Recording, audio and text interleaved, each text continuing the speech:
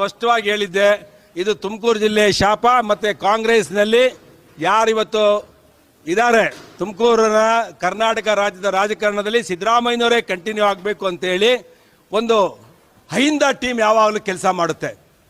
ಆ ಹೈಂದ ಟೀಮ್ ಇವತ್ತು ಸಿದ್ದರಾಮಯ್ಯನವ್ರನ್ನ ಸೇರಿ ಇವತ್ತು ಡಿ ಕೆ ಸುರೇಶ್ ಅವ್ರನ್ನ ಸೋಲಿಸಿದ್ದಾರೆ. ನಾನು ಹೇಳಿದೆ, ಜಾರಕಿಹೊಳಿ ಅವರು, ಪರಮೇಶ್ ಅವರು, ರಾಜಣ್ಣವರು ಮತ್ತು ಸಿದ್ದರಾಮಯ್ಯನವರು ಇಷ್ಟೂ ಜನ ಸೇರಿ ಡಿ ಕೆ ಸುರೇಶ್ ಅವ್ರನ್ನ ಸೋಲಿಸ್ತಾರೆ ಅಂತೇಳಿ ಚುನಾವಣೆ ಮುಗಿದ ತಕ್ಷಣ ಹೇಳಿದೆ. ಒಂದು ತಿಂಗಳಿಂದೆ 15-20 ದಿವಸದ ಹಿಂದೆ, ಒಂದು ತಿಂಗಳಿರ್ಬೋದು, ಒಂದು ತಿಂಗಳಿಂದ ಹೇಳಿದೆ. ಅದೇ ಇವತ್ತು ರಿಪೀಟ್ ಆಗಿದೆ. ನಾನು ಹೇಳಿದೆ 2 ಲಕ್ಷ ಓಟಿಂದ ಡಿ ಕೆ ಸುರೇಶ್ ಅವ್ರನ್ನ ಸೋಲಿಸ್ತಾರೆ ಅಂತೇಳಿ. ಅದಕ್ಕಿಂತ ಹೆಚ್ಚಾಗಿ ಸೋಲಿಸ್ಬಿಟ್ಟಿದ್ದಾರೆ.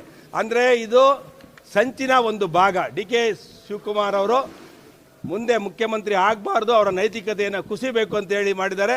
ಶಿವಕುಮಾರ್ ಅವರು ಮುಖ್ಯಮಂತ್ರಿ ಆಗಲ್ಲ, ಈ ಸರ್ಕಾರ ಉಳಿಯಲ್ಲ, ಇಲ್ಲಿಂದ ಪ್ರಾರಂಭ ಆಗುತ್ತೆ ರಾಜಕೀಯದ ಧ್ರುವೀಕರಣ ಅಂತ ಹೇಳಿದೆ. ಕಾಂಗ್ರೆಸ್ನಲ್ಲಿ ಇನ್ನರ್ ಫೈಟ್ ಸ್ಟಾರ್ಟ್ ಆಗುತ್ತೆ ಅಂತೇಳಿ ಇವತ್ತು ಇಲ್ಲೂ ಪ್ರಾರಂಭ ಆಗಿದೆ.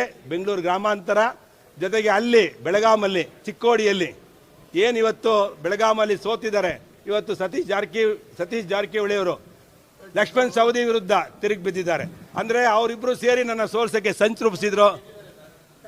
ಆದರೆ ಅಲ್ಲಿ ಬಿದ್ದಿರೋಂಥ ಮತಗಳು ಯಾರಿಗೆ ಹೆಚ್ಚು ಬಿದ್ದಿತ್ತು, ಲಕ್ಷ್ಮಣ್ ಸವದಿಗೆ 1 ಲಕ್ಷ ಮತಗಳು, 70,000 ಮತಗಳು ಏನು ಬಿದ್ದಿತ್ತು ಅದನ್ನು ದಾಟಿ BJP 20,000 ಓಟ್ ಲೀಡ್ ಆಗಿರೋದ್ರಿಂದ ಅಲ್ಲಿ ಕೂಡ ಆಂತರಿಕ ಬೆಳಗಾಮಿಂದ ಪ್ರಾರಂಭ ಆಗಿದೆ.